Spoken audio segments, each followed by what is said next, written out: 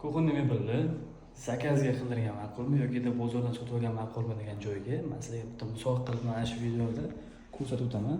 Qaranglar, mana bu xonani rangiga, kuxunyamiz rangi mos tushganmi yo'qmi? Kommentda fikrlarni yozib qoldiringlar. Men bungacha sizlarga qilgan ishlarimizni, afzal tomonlarini bir ko'rsatib o'taman. Moykalarni ichida qilganmiz. Mana bu joydan unumli foydalanganmiz, qaranglar. Kerakli kun davomida ishlatadigan narsangizni qo'yib foydalansangiz bo'ladi bemalol. Mana bu joyga keladigan bo'lsak, mana qaranglar. Qanaqa chiroyli chiqqan.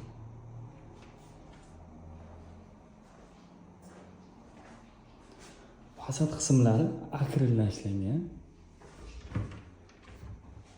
Hamma joyda avch mexanizm. Ularga asoslarni qo'yib berganmiz.